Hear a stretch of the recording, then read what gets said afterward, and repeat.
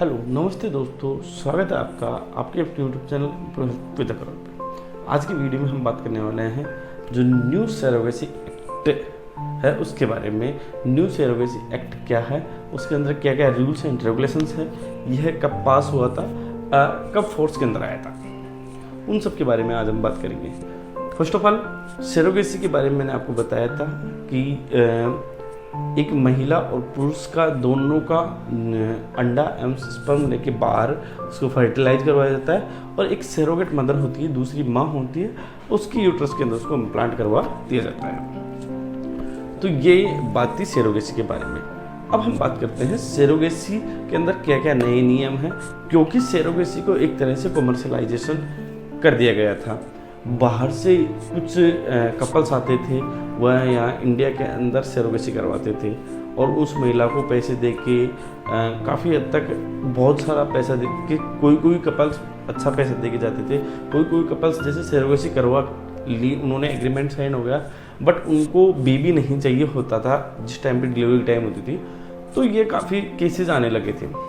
तो उन सब चीज़ों को ध्यान में रखते हुए इंडियन गवर्नमेंट ने एक एक्ट बनाया है जो 25 जनवरी 2022 से लागू हुआ था। 2022 के अंदर, जनवरी 2022 के अंदर इस एक्ट को फोर्स के अंदर लाया गया था। तो सरोगेसी रिप्रोडक्टिव एक्ट के अंदर आता है। जो पहले कॉमर्शियलाइज सरोगेसी होती थी, आजकल उस पर लगाम लगाने के लिए ये एक्ट आया है।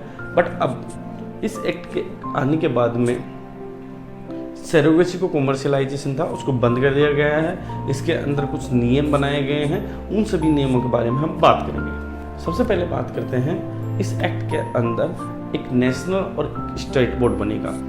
अब ये बोर्ड्स का काम रहेगा, इन बोर्ड्स का जो सरोगेसी सेंटर्स होते हैं, ART सेंटर होते हैं। जो ART सेंटर्स है वह state board and national board से सर्टिफाइड होंगे और साथ ही साथ दोनों बोर्ड्स टाइम पे इनकी निगरानी रखेंगे, इनकी मॉनिटरिंग करेंगे कि इसके अंदर कुछ गलत तो नहीं हो रहा है या और कुछ अवैध गतिविधियां तो नहीं हो रही है।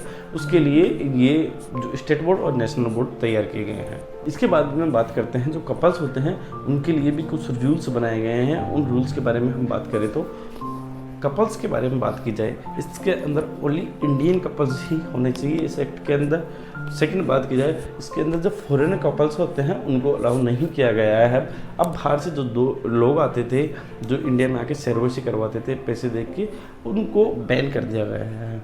अगली बात करें, जो कपल है उनकी शादी को हुए कम से कम 5 साल हो गए हो।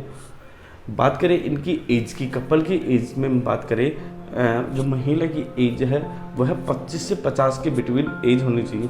यदि इससे ज़्यादा एज है महिला की तो सरोगेसी अलाउ नहीं होगी और कम है तो भी सरोगेसी अलाउ नहीं होगी। साथ ही साथ पुरुष की एज की बात की जाए तो उनकी 25 से 55 के समथिंग एज होनी चाहिए बीच में। यदि कम या ज़्यादा है तो उस केस के अंदर सरोगेसी की अनुमति उनको नहीं मिलने वाली है। अगली बात करें, इसके जो सरोगेसी के लिए जो सरोगेट मदर को लिया जाता था, चूज़ किया जाता था, तो उनको पहले पैसे बहुत, उनकी जो डिमांड होती थी उसके अकॉर्डिंग पैसे पेमेंट किया जाता है। तो अब उनको कोई इंसेंटिव नहीं दिया जाएगा।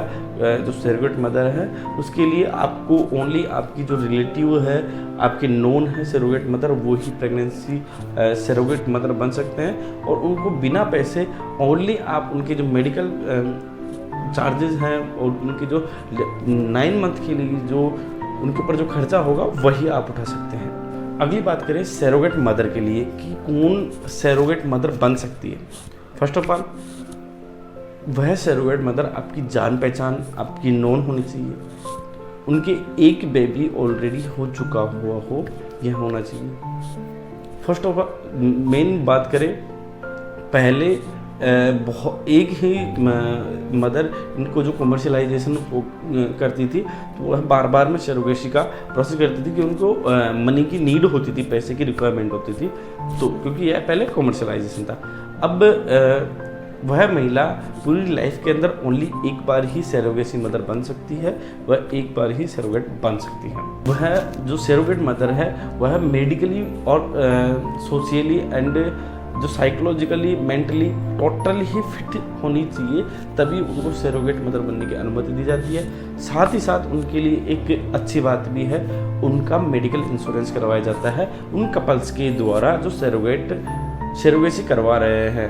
तो सरोगेट मदर का इंश्योरेंस करवाया जाता है। उसके अंदर उनको यदि कोई प्रेगनेंसी के बाद में भी कई केसेस में ऐसा होता है, प्रेगनेंसी हो गई है, लेबर का प्रोसेस हो गया है, 9 महीने बाद में डिलीवरी हो गई है, तो उस महिला को जो हाल है तो हाल पे छोड़ के चले जाते थे। तो अब इस बिल के अंदर उस महिला का मेडिकल इंश्योरेंस करवाया जाता है। उसके अंदर उन महिला को यदि प्रेगनेंसी के बाद में कोई समस्या है तो उसका निर्धारण मिल जाता है, उनका सोल्यूशन उनको मिल जाता है। यह अच्छी बात है। अगली बात करते हैं सरोगेसी सेंटर्स के लिए क्या नियम बनाए गए हैं। सरोगेसी सेंटर्स के बारे में, सरोगेसी सेंटर्स के लिए जो नियम बनाए गए हैं उसमें बात करते हैं। फर्स्ट ऑफ ऑल वह है जो सरोगेसी सेंटर्स हैं, ART सेंटर्स हैं, वो एडवर्टाइजमेंट नहीं कर सकते हैं फर्स्ट ऑफ ऑल। दूसरी बात करें, उनको जो नियम बनाए गए हैं, जो भी जो सरोगेसी एक्ट के अंदर नियम बनाए गए हैं, उन सभी का पालन करना होगा।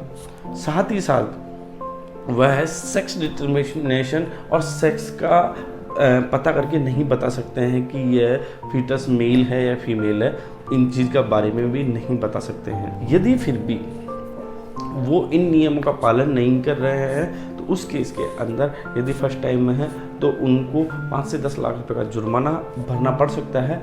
और उसके बाद भी यदि सेकंड टाइम यदि वो ऐसा करते हैं तो उसके अंदर उनको जेल और 5 से 10 लाख रुपए जुर्माने का प्रावधान है इस बिल के अंदर। तो सरोगेसी मदर के बनने के लिए, सरोगेसी कपल और सरोगेसी सेंटर्स के लिए क्या क्या न्यू रूल्स आए थे उसके बारे में मैंने आपको बताया है। प्लीज़ यदि आपको कोई भी सरोगेसी से रिलेटेड कोई डाउट्स है तो आप कमेंट करके हमें पूछ सकते हैं। धन्यवाद।